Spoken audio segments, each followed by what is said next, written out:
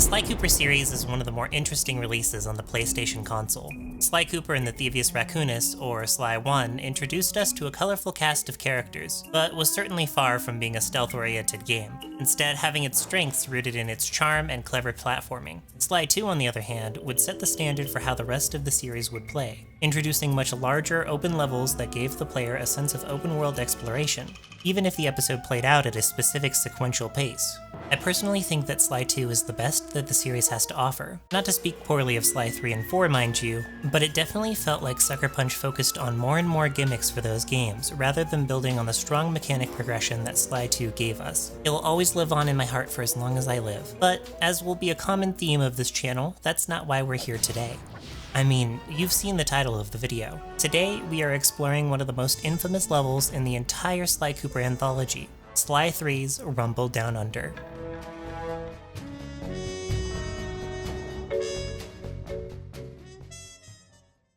But before we get to that, a word from our sponsor, me. I'm Loot, and I have a Patreon if you want to support the channel. I plan on releasing videos like these more frequently, and as I'm in the process of making YouTube my full-time job someday, it goes a long way in terms of me taking those steps, even if you just donate $1. I won't be doing this every video, by the way. I just figured I'd mention it once and leave it up to you if that's your decision. Oh, and don't forget to subscribe so you don't miss any future releases. Now, let's get back into it.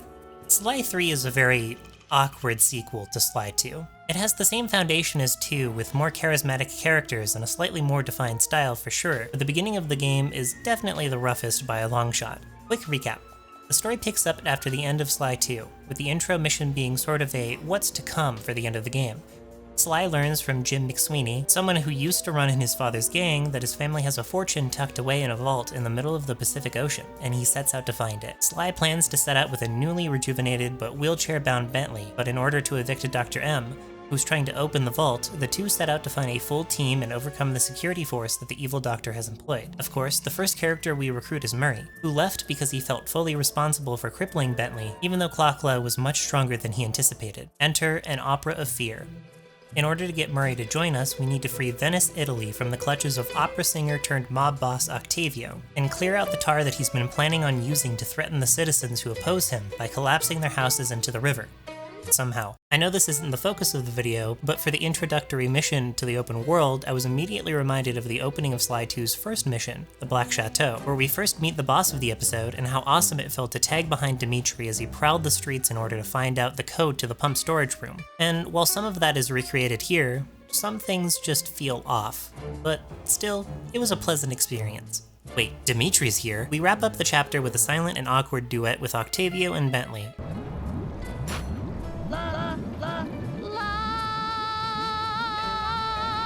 which ends with a pretty difficult and clunky fight with him, where we play as Murray as he finds his resolve to join the gang again and not let them down. As we head into episode 2, Murray suggests that we find the guru that taught him the way of the Dreamtime. I'll be honest, his role in the end is still a little fuzzy. Enter the titular Rumble Down Under. As we have each member of the gang speak with him, the astute among you may notice that the guru is a little tropey. Hi, how is your father?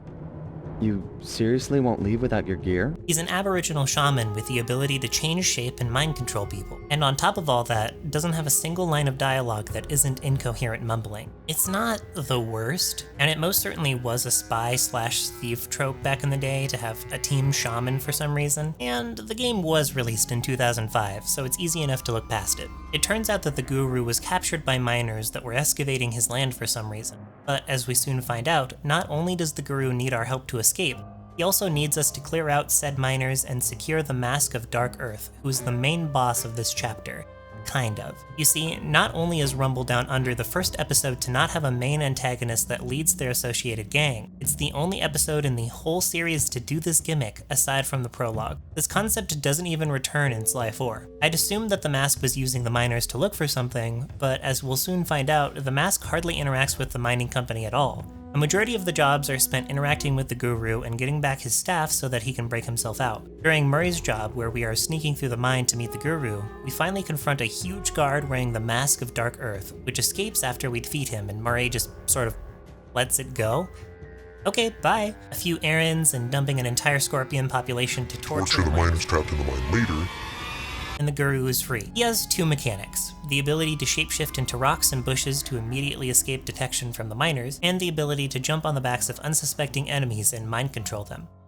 And that's it. The remainder of the missions that involve the guru here don't even utilize the shapeshift ability. He just rams enemies into the helicopter and drills to destroy them. You know, something that Bentley or Murray could do. It's just really strange that for hyping his abilities up, the guru really doesn't contribute to this chapter, and he doesn't even fight the boss for this episode. He's just there. Oh well, it's fine. We have one of the best jobs in the series coming up though, the lemonade bar. This job is renowned for being the best in the entire series, and was so good in fact that the Sly 3 demo disc showcases the entire thing from start to finish. And let me tell you, it's awesome. Our trio of thieves challenge the Outback miners to a lemonade drink-off as a means to establish authority around the area. But when the gang completely and utterly defeats them, the barfolk call in reinforcements in waves to take them all out. You swap control between Bentley, Murray, and finally Sly as you fend the goons off, until one of them, wearing the Mask of Dark Earth, shows up. He's too tough to hit directly on your own, and you have to lead them to different points in the room so that Murray and Bentley can stun it, and you can land in as much damage as you can. Unfortunately, the mask escapes again. But the fun and intensity of this mission is memorable and cherished by fans of the series, although my personal gripe is the reasoning behind it. That being just to show the miners that you were better than them, I guess? But I digress. After this, the missions start to get a little more on the nose, let's just say. We're next tasked with overloading and destroying the company oil field. Specifically, Sly is tasked with dropping the miners that come out to defend the equipment into a hole or throwing them at the electric fence in the distance until it's totally destroyed. And no, I don't mean it like we just intuit that we throw the miners to their deaths. I mean, we are expressly told by Bentley to do this. Pairing this with the lemonade bar mission, it's easy to see that the direction of this episode turned from stealthy sabotage into loud and obvious destruction. But even that isn't as strange as it gets. Yes, it gets worse. See, in Sly 1 and 2, up until this game, whenever you beat an enemy, they disappear, but not before you clearly see that they produce stars around their head. We are very clearly knocking them unconscious, and while on occasion, you can say that they might be severely harmed by some hazards, it's never strictly implied that we intend on maiming or harming them. I mean, I guess throwing them into the electric fence isn't that bad. They can survive that. Could they survive being eaten by a crocodile? You think they can survive that? I'm not making this up. Bentley's plan for this mission is to give the crocodile a taste for the guards and the goons roaming around the level. Not just like one or two, but like 5 guards each, plus a flashlight guard. I sort of get it because the intent is for the crocodile to destroy the mask, but still. Eventually, the mask possessing yet another guard shows up, and when the croc attacks them, it manages to escape again. So we murdered all those guards for nothing. It's okay though, I'm sure they're alive. Captain Hook survived his croc, right? Or was that an alligator? Anyways, being fed up with not being able to catch the Mask of Dark Earth, the gang finally hatches a plan that will stop it for good. All the guru has to do is slam the miners into the helicopter and disable it, which will enable Murray to be lowered down from the central crane and pretend to be the moon goddess to lure in the mask because he's into that. You know what? Murray's rocking it though.